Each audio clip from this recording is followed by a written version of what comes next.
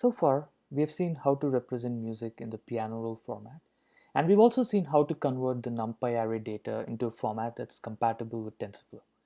Now let's look into the model architecture in more detail.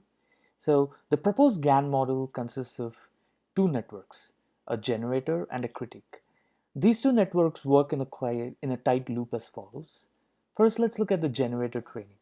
As part of the generator training process, we feed in a batch of single-track piano rolls. This could be inputs such as Twinkle Twinkle Little Star or Baba Black Sheep. And the generator then generates a batch of multi-track piano rolls. Now, the goal is for each of these multi-track piano rolls to be Bach inspired. Now, the critic takes the batch of multi-track piano rolls that was generated by the generator, and it predicts how far this generated data deviates from the training dataset. The critic then provides this feedback back to the generator, and the generator uses this feedback to update its weight. Now, what we spoke about thus far is the training of the generator. Now, once we've trained the generator, we want to then train the critic.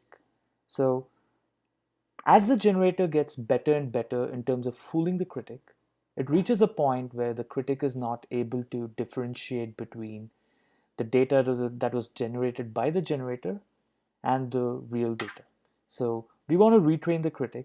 So the critic is a simple binary classifier where we feed in all the data that was generated by the generator and mark them as the fake data, and all the data that comes from the training dataset and call that the real data.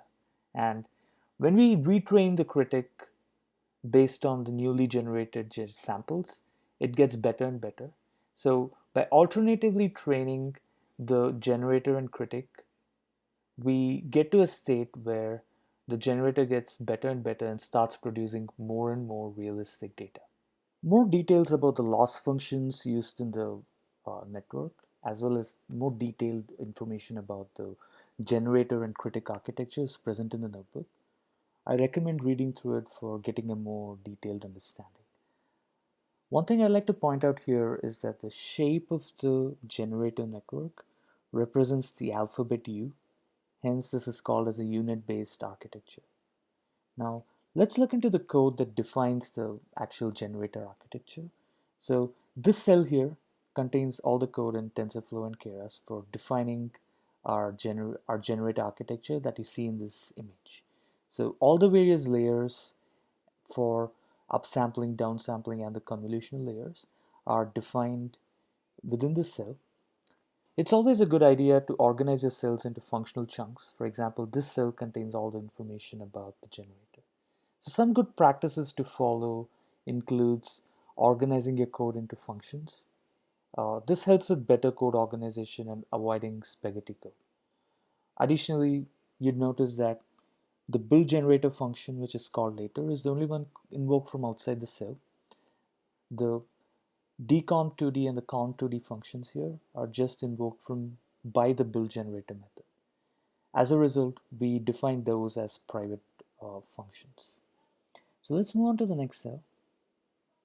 In this cell, we actually invoke the build generator function and we print the summary of the generator architecture. Remember that the training has not started, but you can see the various information about the input data and the output shapes and the various layers that's associated with the network that's printed here. This is a good way to verify if the code you've written translates into the type of architecture you're looking at. Let's go ahead and define the critic architecture. The critic in the proposed GAN architecture is just a binary classifier that tries to classify the data as real or fake. So we use a simple CNN-based classifier here that consists of 4 convolutional layers and 1 dense layer in the end. So it's able to take in a multi-track piano input and predict if it's real or fake. So just like the way in which we define the generator architecture, let's go ahead and do the same thing with the critic architecture as well. So we have a cell where we use TensorFlow and Keras to define the architecture of the critic. So let's run this, and similar to before, now we are running the summary of the network. This allows us to verify if the different layers that we've defined and the output shape matches what we wrote in the code.